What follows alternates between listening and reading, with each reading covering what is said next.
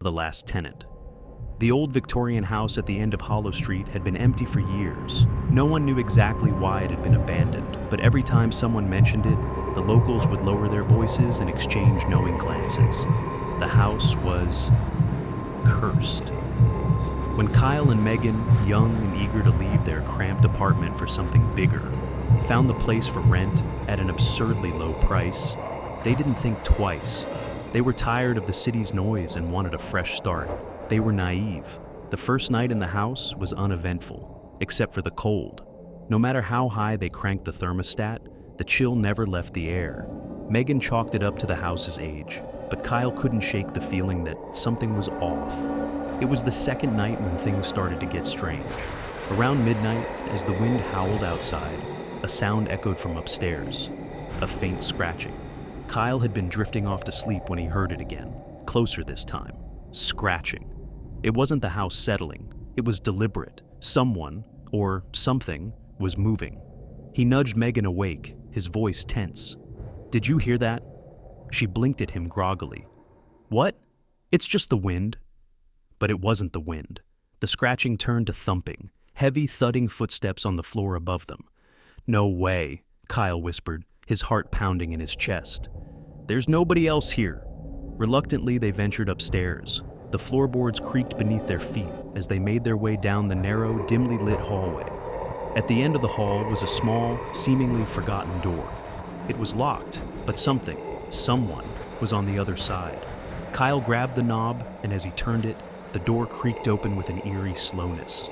The air that rushed out was cold, like the breath of something dead. Inside, the room was dark, but as their eyes adjusted, they saw scratches, deep gouges in the walls as if something had been desperately clawing its way out. The floor was littered with old, broken furniture, and a small bed was pushed against the far wall.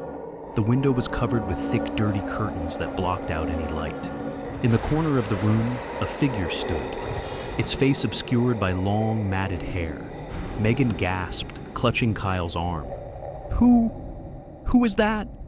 The figure didn't move, but then a low, guttural voice whispered from the shadows. "Leave!" The words seemed to chill the room even further, wrapping around them like ice.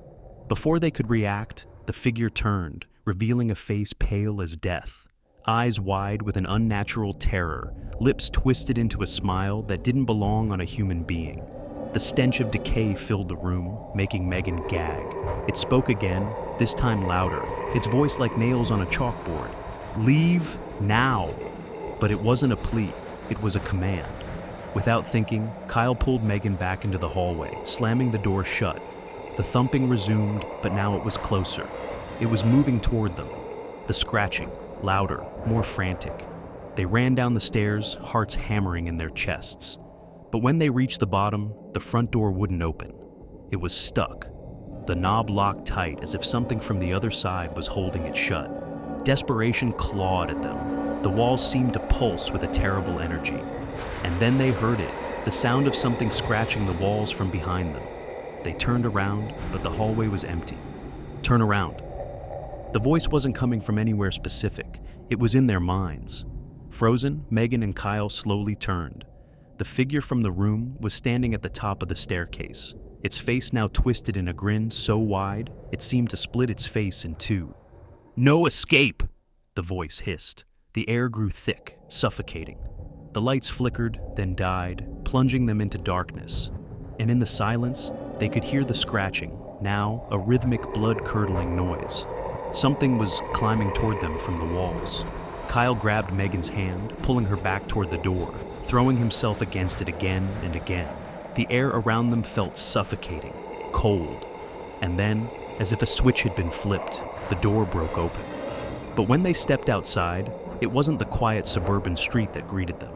The streets were covered in frost, as if the night had never ended. The houses were all wrong.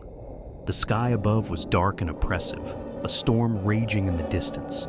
And from the windows of the house behind them, the face of the figure stared at them, watching, waiting. Before Kyle could react, Megan let out a blood-curdling scream. From the shadows, a figure lunged at her, its hands icy cold, and as it touched her, her body froze instantly, her scream caught in a jagged breath. Kyle watched in horror as her body crumbled, frozen solid, like a statue of ice. The creature stepped forward, its smile widening. "Your turn." He turned to run, but the house seemed to stretch, the road too long, the cold too deep. There was no escaping it now. The scratching had begun again, and this time, it wasn't coming from the walls. It was coming from inside his own mind. The house still stands at the end of Hollow Street. They say it's always colder there, and if you stand still long enough, you can hear the scratching and the sound of footsteps following behind you, always behind you.